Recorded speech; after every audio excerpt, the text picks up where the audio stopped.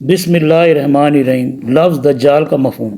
لفظ دجال دجل سے نکلا ہے، جس کے معنی ہیں حق کو چھپانا اور ملمہ سازی کرنا، دھوکہ دینا، جادو اور شعبدہ بازی کرنا وغیرہ۔ اس لحاظ سے ہر اس شخص کو جس میں یہ صفتیں ہوں ہم دجال یا دجالی صفات والا شخص کہہ سکتے ہیں۔ احادیث نبوی میں بیان کیا گیا ہے کہ دجال 30 ہوں گے،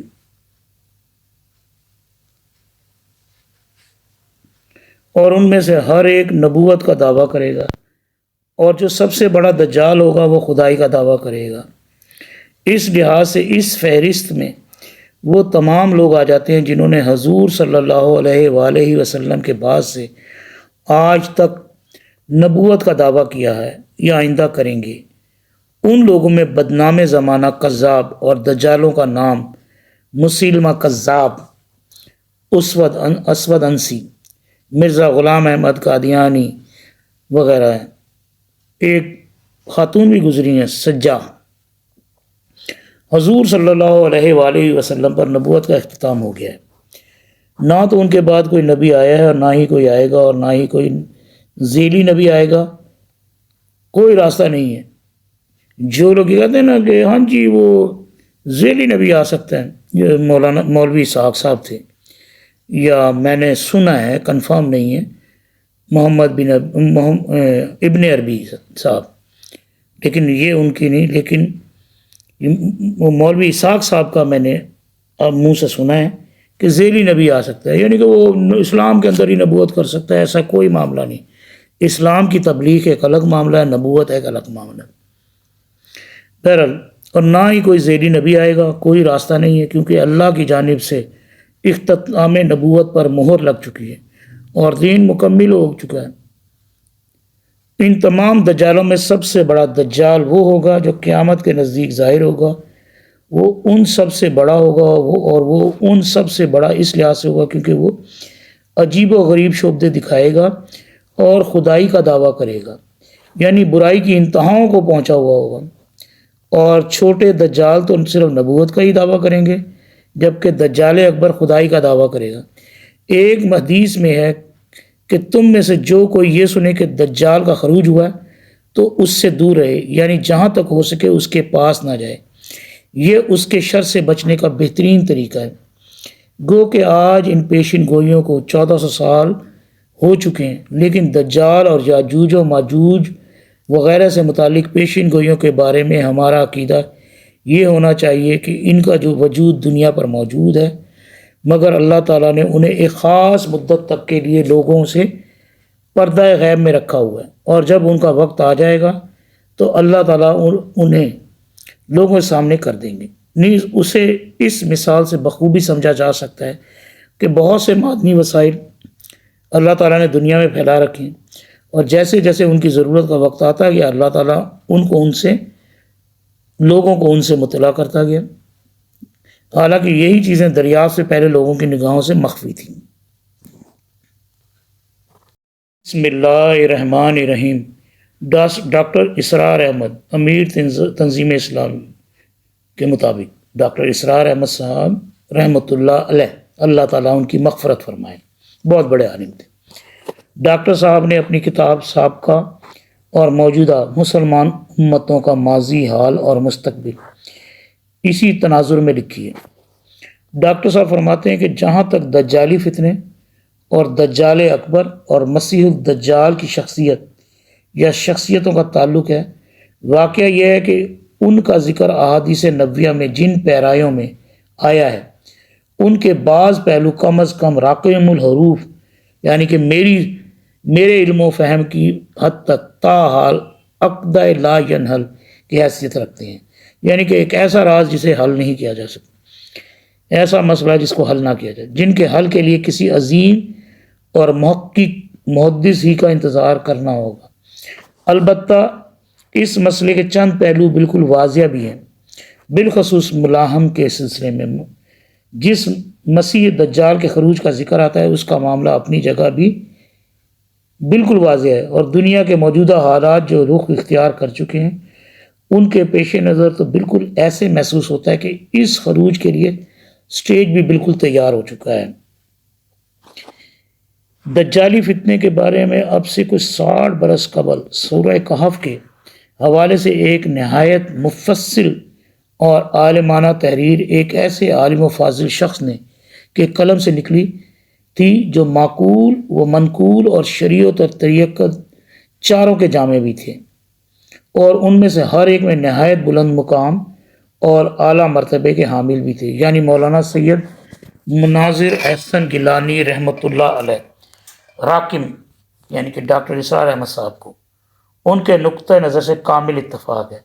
چنانچہ راکم نے ابھی ان مباحث کو نہایت شرح و بسط کے ساتھ اپنے سورہ کہف کے دروس یعنی کہ درسوں میں بیان کیا ہے، جو الحمدللہ آڈیو کیسٹ کی صورت میں موجود ہیں۔ یہ ڈاکٹر اسرار احمد صاحب کا بیان چل رہا ہے۔ ان مباحث کا لب لباب یہ ہے کہ دجالی فتنے سے مراد عہد حاضر کی مادہ پرستانہ تہذیب ہے، جس کے پورے تانے بانے اور تمام تر رگ و پے میں یہ نقطہ نظر سرایت کیے ہوئے ہیں کہ اصل اہمیت کی حامل اور توجہ و التفات کے قابل یہ کائنات ہے، نہ کہ خالق کائنات کی ذات اور مادہ اور اس کے خواص و قوانین ہے، نہ کہ روح اور اس کی کیفیت، اور یہ حیات دنیوی یعنی کہ دنیاوی اور اس کی فلاح و بہبود ہے، اہم ہے، نہ کہ حیات اخروی اور اس کے فوز و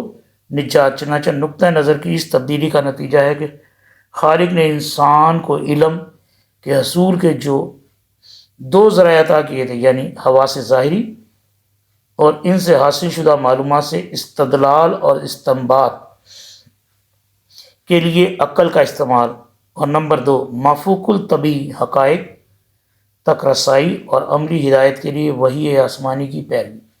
ان میں سے انسان نے مخر الذکر سے باطل صرف نظر کر لیا ہے اور ساری توجہ کو صرف مقدم الذکر پر مرکوز کر دیا ہے۔ چنانچہ سائنس اور ٹیکنالوجی میں تو بے پناہ ترقی ہوئی، لیکن اخلاق اور انسانیت کا دیواریہ نکل گیا، اس لیے اس کی مادی آنکھ تو چوپٹ کھلی ہوئی ہے، یعنی کہ انسانیت کی مادی آنکھ تو پوری کھلی ہوئی ہے، جبکہ روحانی آنکھ بالکل بند ہو چکی ہے۔ یہ ڈاکٹر اسرار احمد صاحب بیان فرما رہے ہیں۔ بہرحال اس دجالی فتنے نے اگرچہ اس وقت پورے کرۂ ارض اور تمام عالم انسانیت کو اپنی لپیٹ میں لیا ہوا ہے، لیکن زیادہ افسوس اور ملامت و ماتم کے قابل ہے امت مسلمہ اور اس کا بھی افضل اور برتر حصہ یعنی مسلمانین عرب، کہ وہ قرآن حکیم ایسی کامل اور محفوظ کتاب ہدایت کے حامل اور اس پر ایمان کے مدعی ہونے کے باوجود اس فتنے میں پوری شدت کے ساتھ بلکہ دوسروں سے بھی کچھ زیادہ ہی مبتلا ہیں۔ چنانچہ کتاب الملاحم کی احادیث میں بھی ایک ایسے فتنے کا ذکر ہے جس سے عرب کا کوئی گھر نہیں بچے گا، اور بظاہر احوال وہ یہی مادہ پرستی اور اس کے لازمی نتیجے یعنی عیاشی و فحاشی کا فتنہ ہے، جو ان کے معاشرے میں اس لیے زیادہ شدت اختیار کر گیا ہے کہ ان کے یہاں سیال سونے کے باعث دولت کی شدید ریل پیل ہو گئی۔ سیال سونا تیل۔ بہرحال نبی اکرم صلی اللہ علیہ وآلہ وسلم نے جس دجالی فتنے کے اثرات سے دین و ایمان کو بچانے کے لیے سورہ کہف اور خصوصاً اس کی ابتدائی اور آخری آیات کو اکثیر کسی تاثیر کی حامل اور تیر بہدف قرار دیا ہے، وہ یہی مادہ پرستی اور شہوات پرستی کا فتنہ ہے۔ اور اب آئیے دجال یا دجالوں کی جانب، تو ایک بات تو یہ بالکل واضح ہے کہ حضور صلی اللہ علیہ وآلہ وسلم نے اپنے بعد نبوت کا دعویٰ کرنے والے تمام اشخاص کو دجال قرار دیا ہے، اور ایک حدیث میں ان کی تعداد بھی بیان فرما دی، یعنی 30۔ البتہ یہ فیصلہ کرنا کم از کم راکم کے لیے مشکل ہے کہ آیا وہ دجال اکبر جس کے فتنے سے حضور صلی اللہ علیہ وآلہ وسلم سمیت جملہ انبیاء علیہ السلام نے خود بھی اللہ کی پناہ مانگی اور اپنی امتوں کو بھی خبردار کیا، جو خدائی کا دعویٰ کرے گا اور جملہ اہل ایمان کے لیے شدید امتحان بن جائے گا، اور وہ مسیح الدجال جس کا ذکر کتاب الملاحم میں آخری زمانے کی جنگوں کے سلسلے میں آتا ہے۔ ایک ہی شخص کے دو نام ہیں، یا یہ دو جدا اشخاص ہوں گے، البتہ جہاں تک مؤخر ذکر کا تعلق ہے اس کا معاملہ بالکل واضح اور بآسانی سمجھ میں آ جانے والا ہے۔ ان کی کتاب ہے، صفحہ 127 تا 100 تک۔ ڈاکٹر صاحب نے جو بھی اس پہ بولا لکھا، وہ اس کا جو خلاصہ بنتا ہے وہ کچھ یوں بنتا ہے۔ ڈاکٹر صاحب کے مندرجہ بالا اقتباس کے مطابق دجال سے متعلقہ حدیث کے کچھ نکات ان کی سمجھ سے بالا تر۔ دجال کا معاملہ ہے بڑا الجھا ہوا۔ دجالی فتنے سے مراد عصر حاضر کی مادہ پرستانہ تہذیب ہے۔ دجال کے یک چشم ہونے کا معنی ہے کہ مغربی تہذیب روحانیت سے تہی دامن ہے، مادہ پرست، مادے کو دیکھ رہے ہیں، روحانیت ان میں ختم ہو گئی۔ دجالی فتنے کے علاوہ کئی اشخاص کو بھی دجال کہا گیا ہے۔ نمبر 5، دجال اکبر سے مراد دو بڑے دجال ہیں، ایک وہ جو خدائی کا دعویٰ کرے گا، دوسرا وہ جس کا ذکر کتب حدیث میں جنگوں کے بیان میں موجود ہے۔